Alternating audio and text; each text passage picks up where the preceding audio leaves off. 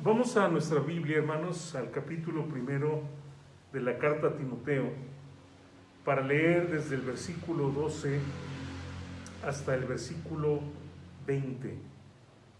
Primera Timoteo capítulo 1 del 12 al 20. Doy gracias al que me fortaleció, a Cristo Jesús nuestro Señor, porque me tuvo por fiel poniéndome en el ministerio, habiendo yo sido antes blasfemo, perseguidor e injuriador, mas fui recibido a misericordia, porque lo hice por ignorancia en incredulidad. Pero la gracia de nuestro Señor fue más abundante con la fe y el amor que es en Cristo Jesús. Palabra fiel y digna de ser recibida por todos, que Cristo Jesús vino al mundo para salvar a los pecadores, de los cuales yo soy el primero. Pero por eso fui recibido a misericordia, para que Jesucristo mostrase en mí, el primero, toda su clemencia, para ejemplo de los que habrían de creer en Él para vida eterna.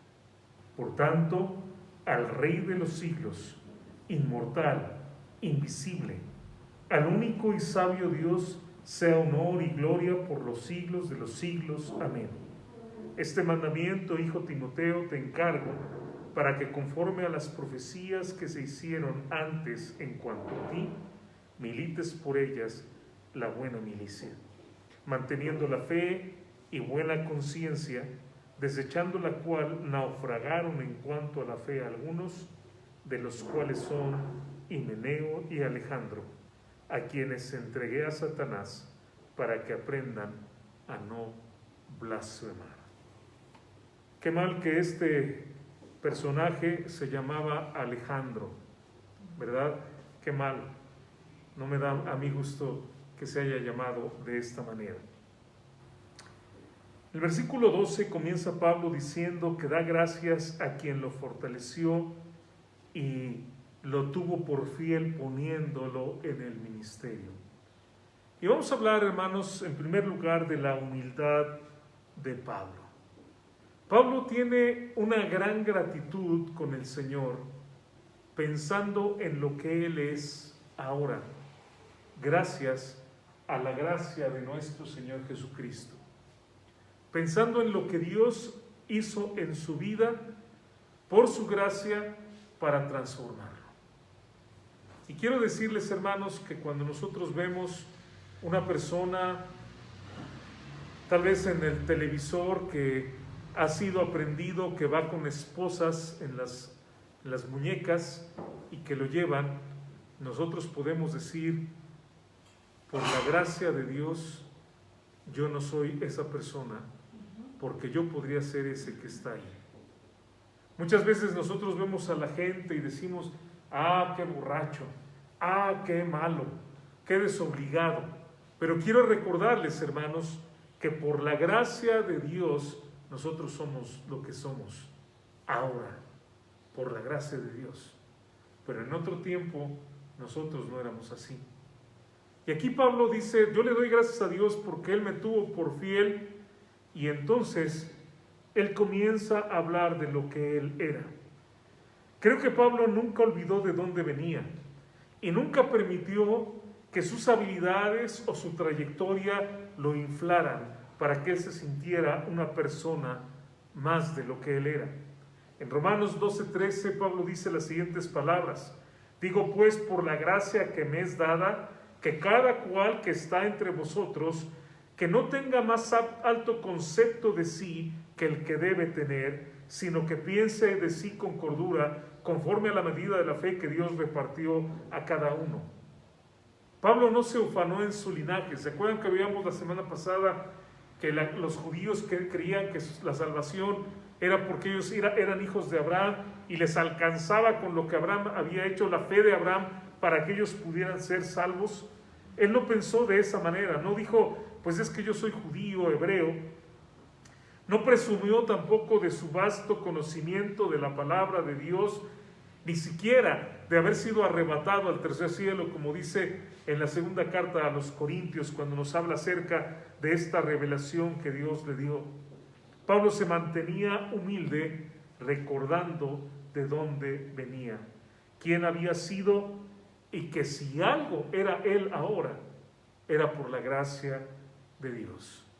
En 1 Corintios capítulo 15, versículo 10 dice: pero por la gracia de Dios soy lo que soy, y su gracia no ha sido en vano para conmigo.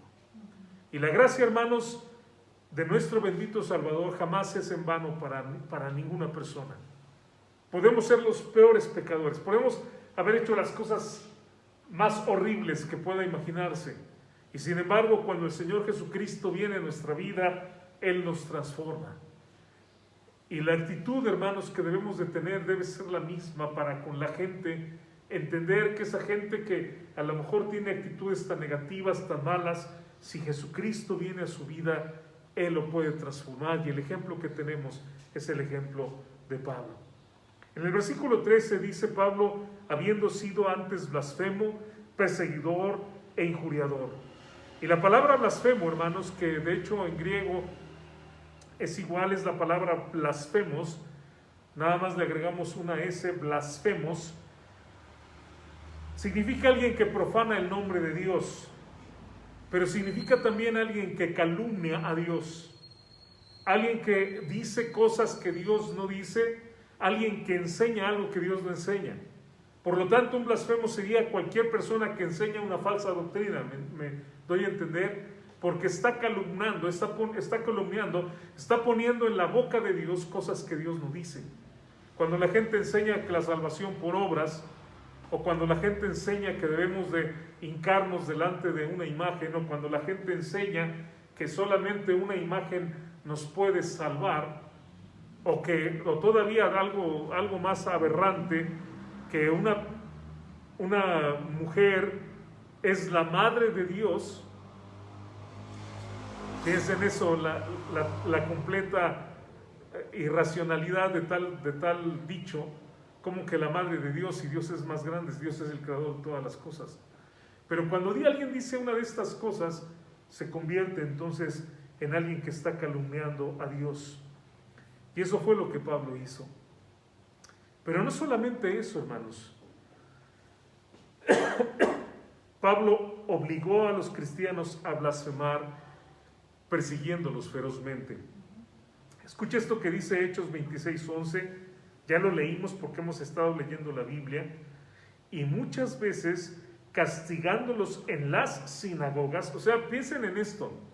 La sinagoga era un lugar donde se supone que se tenía que predicar la palabra de Dios para que la gente la escuchara y la gente fuera edificada. Era un lugar de enseñanza. Pero dice aquí que Él los castigaba en la sinagoga. O sea, sería tanto como de repente, hermanos, que en el cuarto que tenemos de juegos pusiéramos ahí instrumentos de tortura para que la gente que no quiere conocer al Señor la vamos a torturar. Esto jamás lo vamos a hacer, por supuesto, ¿verdad? Sería una locura. Pero vea lo que dice Pablo, es Hechos 26:11. Muchas veces castigándolos en todas las sinagogas, no en una, sino en todas, dice Pablo, los forcé a blasfemar.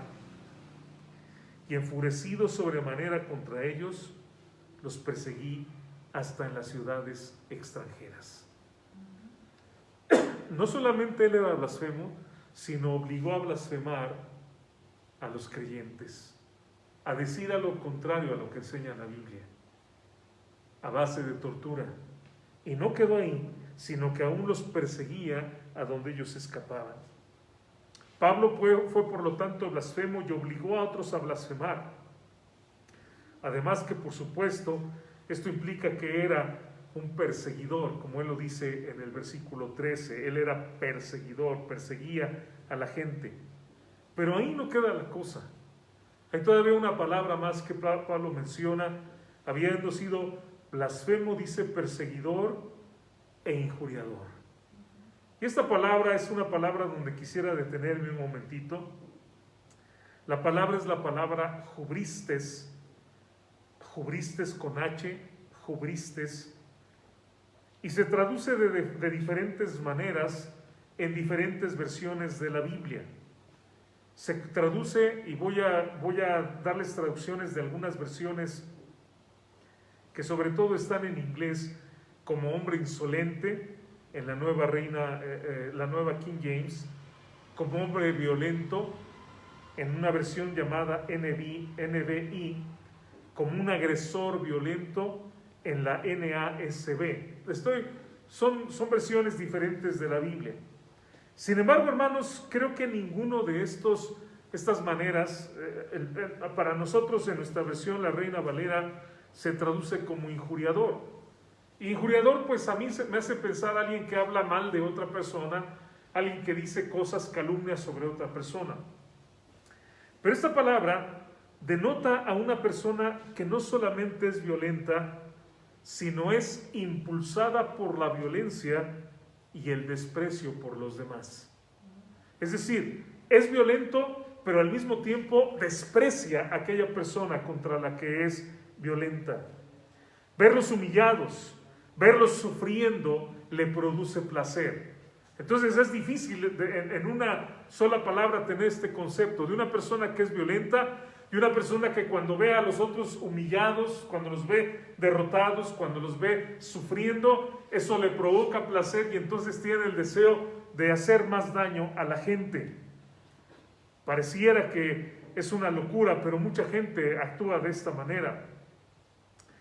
En Hechos capítulo 9, versículo 1, cuando Saulo se enfrenta al Señor Jesucristo, lo está persiguiendo y el Señor Jesucristo viene a él y le dice, dura cosa, Saulo, ¿por qué me persigues? Le dice, dura cosa, Saulo, te es dar patadas contra un aguijón. Cuando tú pateas el aguijón, te lo estás clavando y tú eres el que te estás dañando.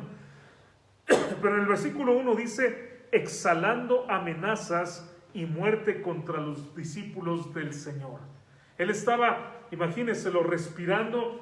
Puedo yo imaginármelo como, no sé, un toro de lidia aventando el vapor por la nariz, por la boca, bufando como con una rabia. Y creo que sí, a veces hemos usado la expresión, ¿verdad?, de que está bufando alguien de rabia, que se siente y lo ve uno con esa expresión. Esa es la idea que habla de Pablo, cómo estaba. Así que entonces, cuando nosotros, hermanos, vemos que dice, doy gracias al que me fortaleció en el versículo 12, a Cristo Jesús que me tuvo por fiel, podemos entender realmente lo que Dios hizo en él era algo muy, muy grande, porque era una persona violenta. Esta palabra, jubilistes, que es esta palabra que tenemos que hablar un poquito de ella porque no podemos traducirla completamente, describe la naturaleza del hombre caído en Romanos 1:30, cuando dice que es alguien altivo, despreciativo, alguien que es así. La palabra también se utiliza cuando se refiere al Señor Jesucristo en el maltrato que sufrió en su arresto y en su juicio. En Lucas 18:32, afrentándolo, es la palabra. Y puedo imaginar, hermanos, cómo cuando estas personas, por ejemplo, le daban los latigazos y brotaba la sangre y golpeaba, el soldado cuando daba el siguiente latigazo lo tiraba con el propósito de herir más. ¿Me explico? Es esa hazaña que no solamente se queda. A veces puedo yo, al estar estudiando esto, pensaba en la gente, por ejemplo, que dicen que mató a una persona. A veces salen en los periódicos y le dio, no sé, 50 puñaladas. O sea, si ya lo había matado, las otras puñaladas, vamos a decir que lo mató con 3 puñaladas, las demás eran de coraje y de seguir y de que siguiera brotando sangre y seguir viendo esa persona porque la odio, porque para mí es una basura, la detesto completamente y no quiero verlo ni moverse ni respirar. ¿Entienden? Esa es la idea de la palabra que está utilizando Pablo en este pasaje. Y al pensar en esto, hermanos, pensaba en una palabra que hoy en día se ha acuñado, especialmente en los ámbitos psicológicos, y es este término que se llama cosificación. No sé si lo han escuchado. Les voy a explicar qué es cosificación. Cosificación es cuando una persona ve a otra persona como una cosa.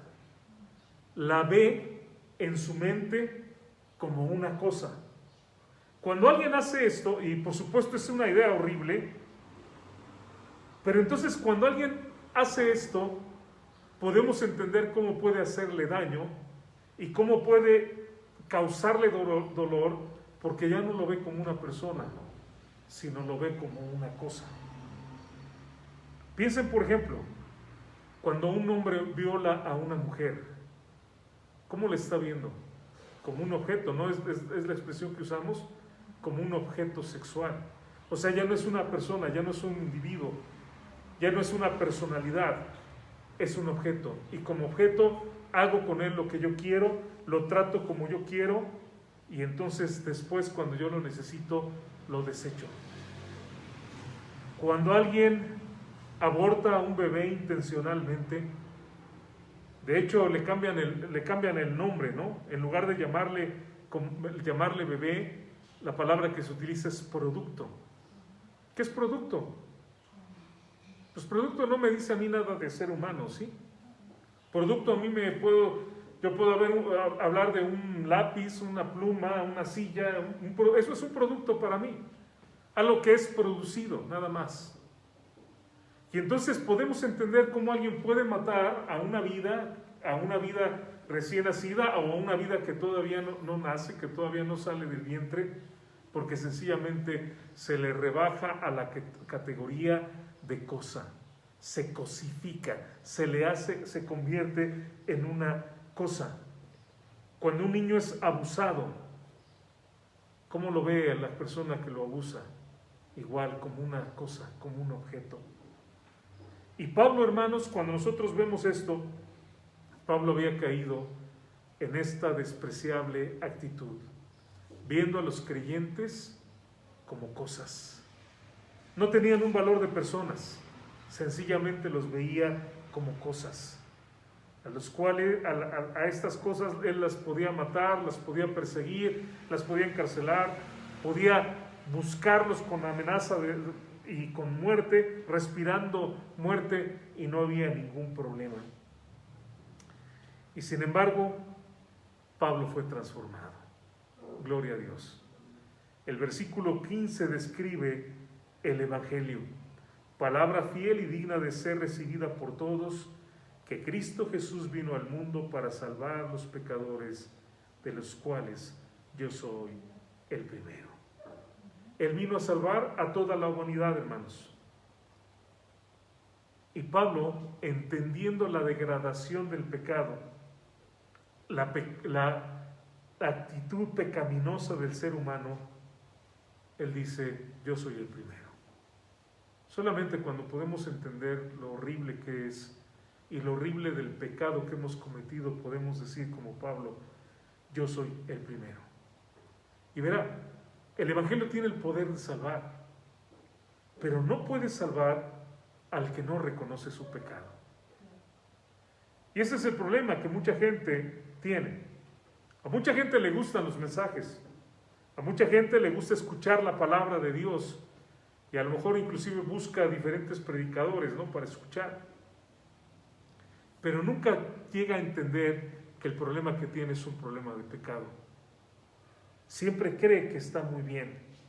Siempre cree que lo único que necesita es un poquito, vamos a decir, de sazonador, ¿no?, en su vida. La palabra de Dios un poquito, oren por mí, denme un poco de la Biblia y yo estoy bien. Yo no necesito más.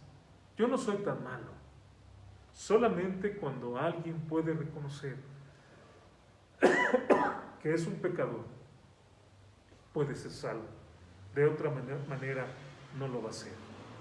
Cuando alguien puede decir, soy el peor de los pecadores, o como dijo Isaías en el capítulo 1, versículo 6, desde la planta del pie hasta la cabeza, no hay en él cosa sana, sino herida, hinchazón y podrida llaga. No están curadas, ni vendadas, ni suavizadas con aceite. Solamente cuando nosotros llegamos a entenderlo de esa manera, podemos ser regenerados. Ya lo que puedo decirles, hermanos, es un hecho siempre característico de un verdadero santo, sentirse un verdadero pecador. Aquella persona que realmente busca la santidad y es santo, no se siente un santo, se siente un pecador. Como Pablo lo dijo, el primero de los pecadores. Cuando nosotros, hermanos, en este momento estamos aquí, les aseguro que percibimos el ambiente completamente limpio, ¿no es cierto? Y el aire se percibe limpio.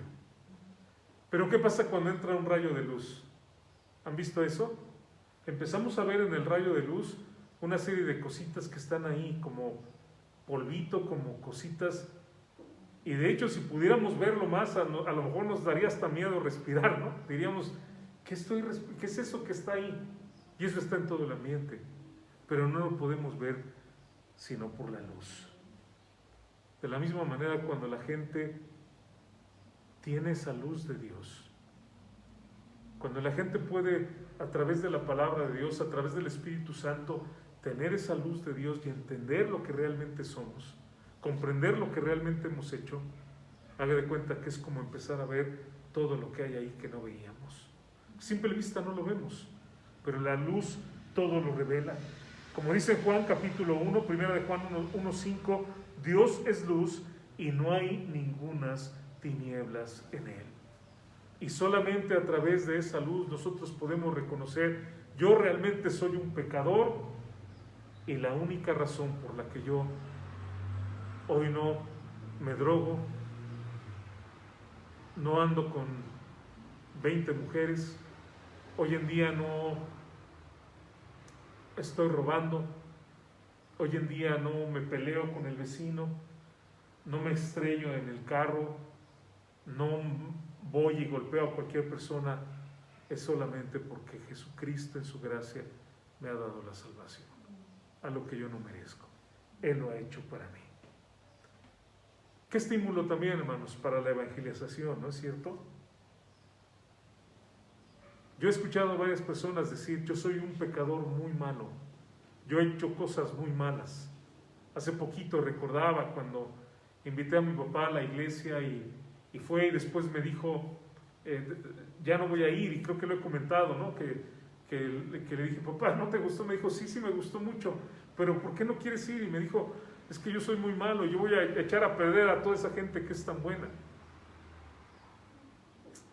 Todos tal vez podemos en algún momento pensarlo, o hay gente que tal vez lo piensa, pero si alguien me dijera eso, yo podría preguntarle, ¿alguna vez has asesinado a alguien? ¿Alguna vez has arrastrado gente fuera de su casa y la has llevado presa? ¿Alguna vez golpeaste a alguien en la calle? ¿Alguna vez apedreaste a alguien en la calle y lo llenaste de piedras y lo dejaste muerto, como en el caso de Esteban? Espero que no hayamos hecho eso, ¿verdad? Pero si lo hubiéramos hecho, ¿saben qué? Así como Dios perdonó a Pablo, Dios me puede perdonar también a mí. Y entonces es un hermoso ejemplo el que nosotros tenemos, porque el poder de nuestro Señor Jesucristo, el poder regenerador del Señor Jesucristo puede transformar a cualquier persona. Y yo le digo una cosa, amigo que me escucha, si no cambia, es porque usted no quiere cambiar. Si no cambia, es porque usted no quiere cambiar. Juan capítulo 3, versículo 19. Y esta es la condenación, que la luz vino al mundo. ¿Se acuerda de esa luz que decíamos que se refleja cuando todo el ambiente parece que está bien? La luz vino al mundo, pero dice la Biblia, y los hombres amaron más las tinieblas que la luz, porque sus obras eran malas. ¿Qué quiere decir? Si no cambia es porque usted quiere continuar haciendo lo malo, porque eso es lo que usted ama, eso es lo que hay realmente en su corazón. Versículo 20, Juan 3:20, porque todo aquel que hace lo malo, fíjese, todo aquel que hace lo malo aborrece la luz y no viene a la luz para que sus obras no sean reprendidas. Si usted no es transformado, si usted dice, es que yo creo en Jesucristo, pero sigo haciendo lo mismo, no es verdad. Usted ama las tinieblas. Versículo 21, mas el que practica la verdad viene a la luz para que sea manifiesto que sus obras son hechas en Dios. Él tiene un poder transformador, pero depende de que haya un arrepentimiento, un odio al pecado, un reconocimiento del mal.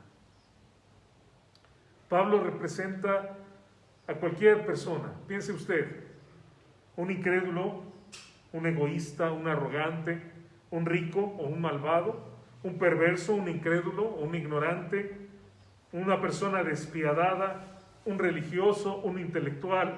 Pablo representa a cualquiera. Pero dice, por esto fui recibido a misericordia, para que Jesucristo mostrase en mí el primero toda su clemencia, para ejemplo de los que habían de creer en él para vida eterna.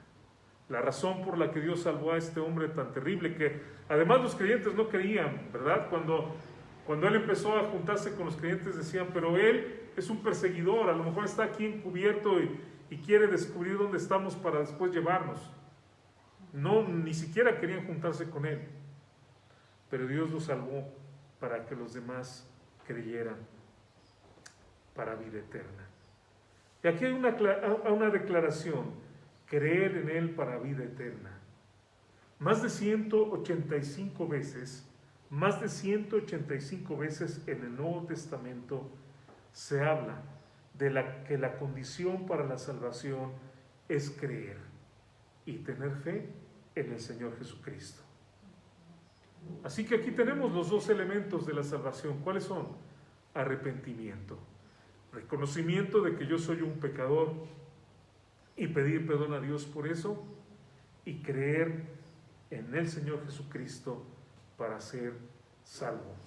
Como dice en Hechos capítulo 20, versículo 20, y como nada que fuese útil, he rehuido de anunciaros y enseñaros públicamente y por las casas, versículo 21, Hechos 20, 21, testificando a judíos y a gentiles acerca del arrepentimiento para con Dios y de la fe en nuestro Señor Jesucristo. Esos dos elementos que podemos decir hacen una unidad. Arrepentimiento que lleva a la fe o fe que lleva al arrepentimiento. De cualquier manera, son estos dos elementos indispensables para que una persona pueda ser salva. Necesita, amigo, arrepentirse de sus pecados y creer en Jesucristo como su Salvador.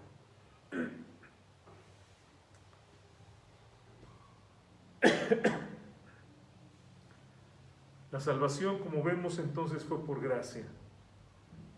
Dice el versículo número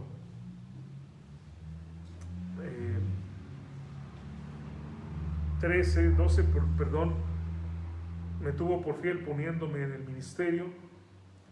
Y luego dice el versículo número 16, pero fue recibido a misericordia para que Jesucristo mostrase en mí el primero toda su clemencia. Cuando hablamos de gracia, hermanos, hablamos de un favor inmerecido. ¿Se acuerdan? Esto ya lo habíamos visto. Algo que es inalcanzable para nosotros y gratuito. Algo que Dios nos da y nos transforma y nos lleva en su gracia a hacer cambios formidables. Lo que nosotros éramos ya no lo somos porque ahora Jesucristo nos ha transformado. La gracia fue sumamente abundante en la vida de Pablo. Rebosó su vida, de tal manera que ese hombre, que era un hombre que despreciaba a los demás, y permítanme utilizar el término que habíamos aprendido hoy, cosificaba a los cristianos, los veía como cosas, ya no como personas, los perseguía y los mataba. Pero aquí aprendo yo algo también, hermanos. Si Dios me ha dado su gracia, yo debo de dar también de gracia a los demás, ¿no es cierto? El creyente no puede ser mezquino, el creyente verdadero no puede ser avaro, tacaño, agarrado, no sé qué palabra les gusta, egoísta, envidioso. ¿Cómo podríamos ser así si Abba Padre ha inundado con su gracia nuestras vidas? O sea, ¿cómo puedo yo ser una persona que cierre mi corazón a los demás? O sea, una persona que que a la hora de darle a Dios, pues no lo voy a dar, o si hay que apoyar a alguien, no lo voy a apoyar, cuando Dios a mí me ha bendecido y me ha apoyado y me ha dado tantas cosas. Mateo 10:8 dice, de gracia recibisteis, dad de gracia. Todo lo que tenemos, hermanos, es algo que nos ha dado Dios, no es nuestro, y dice, si lo has recibido de gracia gratuitamente, dalo de esa manera. En Lucas 6:38 hay una palabra muy hermosa, hermanos. Dice este texto, dad y se os dará. Y luego dice, medida buena. Imagínese que estamos en el tiempo de Cristo y usted tiene, en lugar de una sudadera o en lugar de un suéter, usted tiene una túnica. Y esa túnica la agarra, la levanta y la va a utilizar para que ahí en la túnica le pongan el grano. Y entonces le echan medida buena, ¿no? Imagínense que agarro la túnica, la tengo aquí, está la túnica, y aquí me echan medida buena. Y luego dice que apretada, todavía le aprietan y le echan más. Remecida, todavía la mueven para que se acomode, ¿verdad? Imagínense, se mueve, se aprieta, y luego que dice, rebosando. Llega el momento que ya no solamente está aquí, sino ya se está cayendo. Darán, dice, en vuestro regazo. Exactamente es lo que dice aquí este texto, es lo que estoy describiendo. Porque con la medida con que medís, os volverán a medir. Y la realidad es que cuando Dios nos ha dado y nosotros damos, hermanos, Dios nos sigue dando para que seamos canales de bendición. Hechos capítulo 20, versículo 35, dice así, en todo os he enseñado que trabajando así se debe ayudar a los necesitados. Un texto más acerca de dar de gracia. Y recordar las palabras del Señor Jesús que dijo, más bienaventurado es dar que recibir. Bendito el nombre de Dios. Y entonces, hermanos, después de todo este entendimiento, en el versículo 17, Pablo nos da un poema. Este versículo 17 es un poema y es un himno que se cantaba en el tiempo primero, en las congregaciones en el tiempo primero. Entonces aquí tenemos un canto. Por tanto, al Rey de los siglos, inmortal, invisible, al único y sabio Dios, sea honor y gloria por los siglos de los siglos. Amén. ¿Cómo no va a recibir Él la honra y la gloria cuando Él ha hecho todo esto por nosotros? ¿Cómo no vamos a darle nuestra vida a aquel que nos ha honrado dándonos de su gracia la salvación? Todo lo que Jesús es y hace, por todo lo que Él es y hace, Él merece, hermanos, todo el honor y la gloria. Él es el Rey inmortal, lo cual lo distingue de todos los reyes de esta tierra que son mortales. Tal vez hay reinas, ¿no?, que ya han durado muchos años, pero un día van a morir. Él es inmortal. Él es invisible. Él es el único Dios.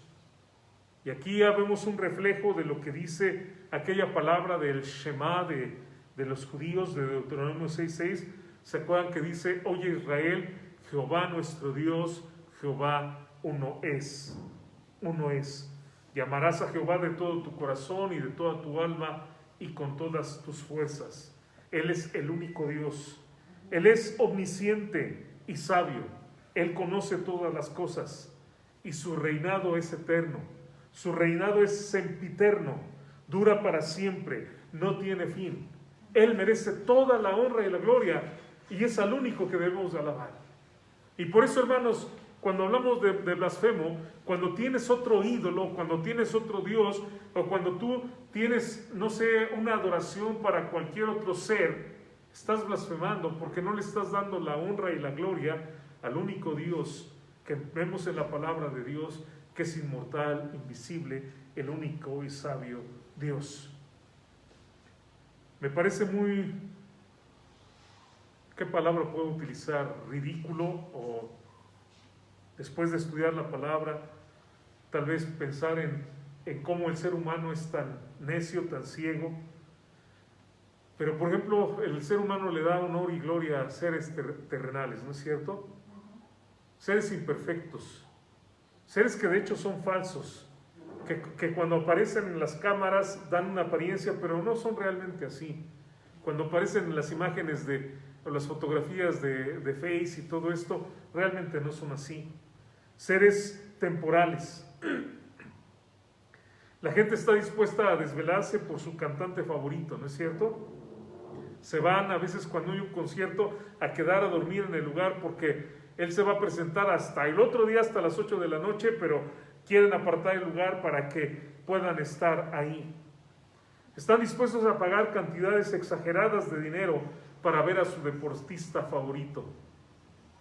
O inclusive dispuestos a pelear y dispuestos aún a matar por su equipo favorito. Yo creo que hemos visto las noticias, ¿no? De gente que ha matado a otros nada más porque le van a un equipo. Yo no entiendo esto, para mí es algo completamente absurdo, pero me habla del absurdo del ser humano. Alaban a seres egoístas, imperfectos, que no tienen ningún poder para salvar, ningún poder para transformar, que no pueden hacer mejor a la persona de ninguna manera y que probablemente esos mismos que son buscados están luchando con sus propios demonios y están luchando con sus propios problemas y están luchando con sus propios vicios y sin embargo la gente les alaba, les honra. ¿Por qué, hermanos, no mejor honrar y alabar al único y sabio Dios? Como dice el versículo 17, al Rey de los siglos, al inmortal, al invisible, al único y sabio Dios. ¿Por qué no darle a Él el honor y la gloria en lugar de a los seres humanos? Él es el único que es santo, que es sabio, que es eterno, que está lleno de gracia, de misericordia, que cuando vemos su palabra no encontramos ningún defecto, que siempre nos ama, el único que hace maravillas, como dice el Salmo 72, 18. ¿Por qué no darle a Él la honra y la gloria? El poderoso invicto. En segundo lugar, vamos a hablar de que somos soldados. El versículo 18, si nosotros creemos en este Dios y le damos la honra y la gloria, entonces debemos de vivir para Él. Y en el versículo 18 dice, este mandamiento, hijo Timoteo, te encargo, para que conforme a las profecías que se hicieron antes en cuanto a ti, milites por ellas la buena milicia. La única forma de poder cumplir lo que dice el versículo 17, de darle honra y gloria al Rey de los siglos, es cuando nosotros nos ponemos la armadura de Dios y cuando nosotros peleamos la guerra espiritual. Eso, por supuesto, nos convierte a cada uno de nosotros en un soldado. Más adelante va a hablar de soldado la carta, pero déjeme de una vez darle una anticipación de esto. Estratiotes es la palabra para soldado. Estratiotes, que viene de la palabra stratos. Originalmente significaba esparcir, significaba extender el campamento, porque la idea del soldado era la idea de conquistar y de ir extendiendo el campamento. De ahí viene la palabra, hermanos, que nosotros tenemos estrategia, que significa precisamente un plan de batalla, un plan donde nosotros podemos extendernos para ganar la batalla. Estratiotes se refiere, por supuesto, a un soldado literalmente, o sea, es una palabra que habla de un soldado literalmente. Sin embargo, se aplica a los creyentes. En 2 Timoteo 2:3 dice, sufre penalidades, tú pues sufre penalidades como buen soldado del Señor Jesucristo. Si bien, hermanos, los pastores, podríamos decir que estamos a veces en lo que ya podríamos llamar las fuerzas especiales, ¿no? Tenemos misiones a veces que son un poquito más difíciles. Creo que todos debemos recordar que todos somos soldados. Ahora, déjeme darle unas ideas de lo que hace un soldado. En primer lugar, un soldado debe soportar un entrenamiento difícil. Como dijo Pablo, sufre penalidades. No es un entrenamiento fácil.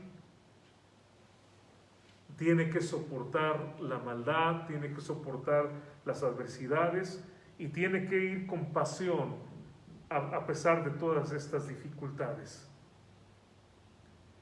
Un dicho que tienen, han escuchado estos que les llaman los de de Navy de Estados Unidos, les llaman los SEALs, y no les llaman SEALs porque sean focas, ¿no? en inglés, sino porque operan en el aire, en el mar, en el aire y en la tierra. Es Sea, Air and Land, y por eso se les llama SEALs. Ya tienen un moto, dicen: el único día fácil fue el día de ayer. El único día fácil fue el día de ayer. Entendiendo que cada vez va a estar más difícil y más difícil, y ellos se tienen que comprometer con ese trabajo. Tal vez, hermanos, la gente nos va a atacar, tal vez nos van a decir cosas, tal vez a veces les compartimos y no hacen caso, tal vez a veces vamos a tener decepción de la gente, pero la idea, hermanos, es seguir adelante. Segundo lugar, un soldado recibe órdenes. Un soldado que no se somete a la autoridad no puede ser soldado. Tiene que estar en la cadena de mando. Si quiere hacer su propia voluntad, entonces no sirve como soldado. Y esto es algo difícil porque siempre queremos hacer lo que nosotros queremos. Cuando llegamos al Señor, hermanos, tenemos que entender que tenemos que hacer lo que Dios dice. Y luego, cuando estamos en una iglesia, Hebreos 13:17, obedeced a vuestros pastores y sujetaos a ellos, porque ellos velan por vuestras almas como quienes han de dar cuenta, para que lo hagan con alegría y no quejándose, porque esto no es provechoso. Sin embargo, hay algunos creyentes que piensan que pueden ser sus propios jefes, ¿no? La palabra de Dios nos enseña que tenemos que aprender a someternos. Tercera idea, un soldado debe matar al enemigo. La guerra no se trata de negociación, de diplomacia o de política. La guerra se trata de matar al enemigo y destruir sus fortalezas. Las armas de nuestra guerra no son carnales, sino poderosas en Dios para derribar fortalezas. Segunda a los Corintios 10, 3 y 4. Así que como guerreros, hermanos, como soldados, tenemos que ser audaces, tenemos que ser valientes y tenemos también que ser hábiles en el uso de las armas. Puede ver Efesios capítulo 6, pero le digo rápidamente: el conocimiento de la palabra, la oración, la salvación, la fe, para poder vencer al enemigo. Y por último, hermanos, falsos maestros por nombre. La falta de integridad de los líderes se destaca como una preocupación en las cartas de Timoteo y Tito. Se nombran en sus cartas a 27 personas, 19 con un carácter espiritual y 8 como antagonistas de la fe, contrarios a la fe. Déjeme darle la lista de los terribles, de los que se oponen a la fe. Himeneo, mencionado en 1 Timoteo 1:20. Alejandro, 1 Timoteo 1:20, y bueno, qué mal que se llamaba así. Figelo, 2 Timoteo 1:15. Hermógenes, 2 Timoteo 1:15.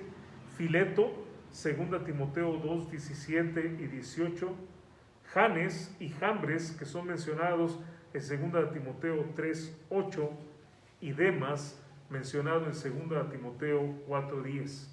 Algunos de estos fueron compañeros de Pablo, algunos de estos estuvieron y son mencionados en otros pasajes donde fueron fieles y después se menciona que se habían apartado de la fe. Es terrible. Y esto es un tema recurrente en las epístolas de Pablo, especialmente en las pastorales, de la gente que no tiene la integridad y no tiene la fe y no continúan en la palabra del Señor. En este pasaje, hermanos, son mencionados Himeneo y Alejandro. Himeneo, que había naufragado en la fe y negó después la doctrina de la resurrección. Alejandro, hermanos, realmente no sabemos cuál fue el problema. Sin embargo, hermanos, esto me lleva a una pregunta. ¿Por qué Pablo menciona por nombre a estas personas? Digo, en este tiempo, hermanos, de tanta tolerancia, se vería mal, ¿no? O sea, ¿cómo que mencionas a alguien por nombre? ¿Cómo vas a decir que tal persona está enseñando una falsa doctrina? ¿Cómo vas a decir que tal persona está enseñando algo que no está bien? La política correcta no nos lo permitía. Pero creo que el amor de Pablo era tal por los creyentes y el cuidado que tenía Pablo era tal por los creyentes que Pablo se atrevió a decir, ¿saben qué? Tengan cuidado con esta persona y con otra. Y no tengo... Bueno, déjenme explicarles. Hoy en día, por ejemplo, pasan la imagen de una persona que robó y le ponen una, ¿qué puedo decir? Una marca negra, ¿no? Para que no se pueda identificar. Los derechos humanos impiden que esa persona sea expuesta al público. Pero es alguien que robó, es alguien que golpeó, es alguien que hizo lo malo y sin embargo se protege la identidad de la persona. Pablo, ¿qué dice? No vamos a proteger la identidad de alguien que está dañando a la iglesia.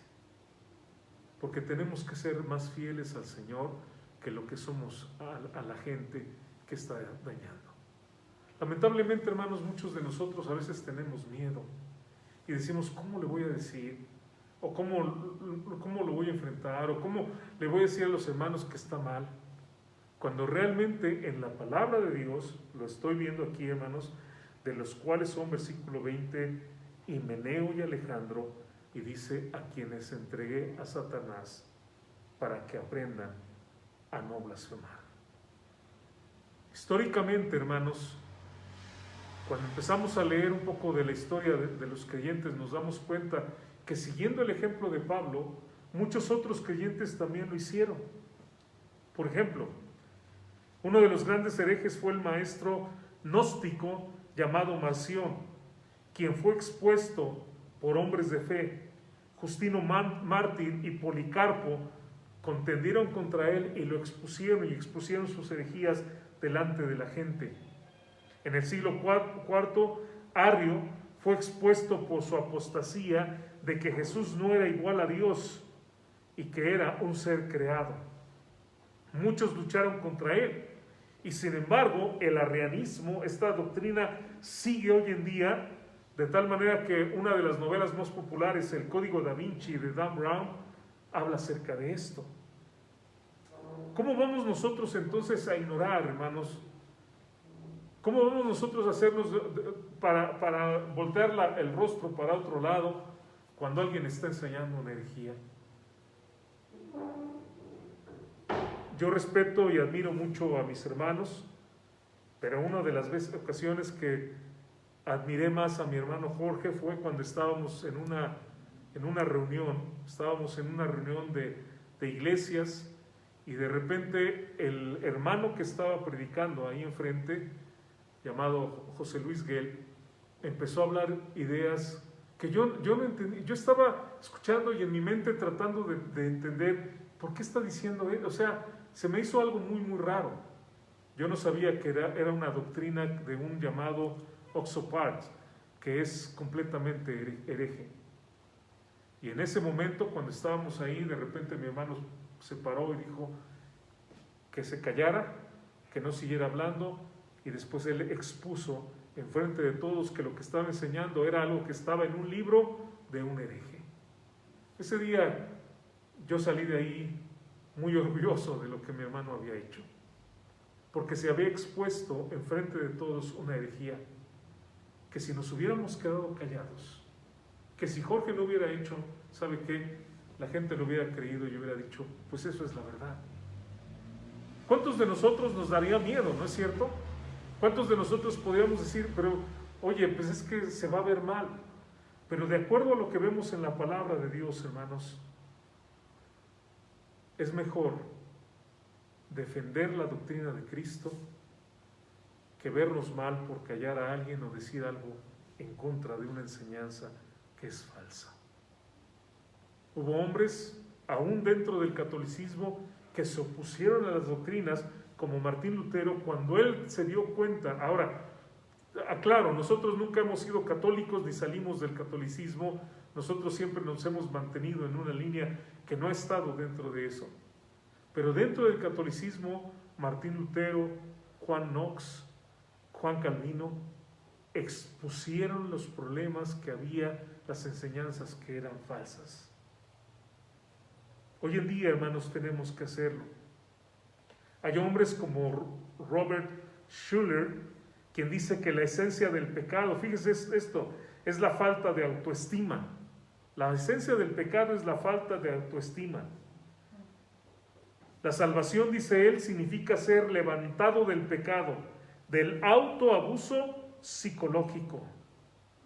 Otros maestros como Joel Osteen, que frente a las cámaras no pueden dar un mensaje de salvación coherente, que cuando le preguntan acerca de la salvación no puede ni siquiera decir, bueno, una lista de versículos de la Biblia, Juan 3:16, Juan 5:24, Juan 14:6, o sea, decirlos para que la gente entienda el mensaje de la salvación. La verdad a medias presentada como si fuera una verdad completa es una mentira. Y aun cuando a veces escuchamos mensajes con un esbozo, una pincelada de la Biblia, si no es realmente un estudio de la Biblia serio y explica realmente el pasaje, entonces nada más está manipulando el texto. Si bien debemos de hablar la verdad en amor, como dice Efesios 4:15, nunca debemos dejar de decir la verdad y denunciar, hermanos, a aquellos que dañan a la iglesia. Si en algún momento no lo hemos hecho, hermanos, debemos de pedir perdón y debemos reaccionar.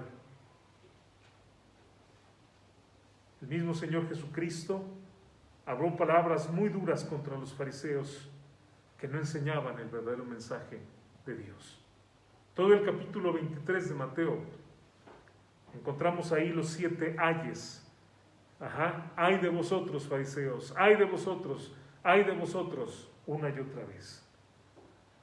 Debemos, hermanos, defender la doctrina y aún si en algún momento alguien enseña algo que está errado, enfrentarlo y hablar a los hermanos para que no crean en esa mentira. Vamos a orar, hermanos. Cuando pienso en esto, pienso también en que a veces, hermanos, tenemos también que reprender a los hermanos cuando andan mal. Fieles son las heridas del que ama, dice la Biblia, pero importunos los besos del que aborrece.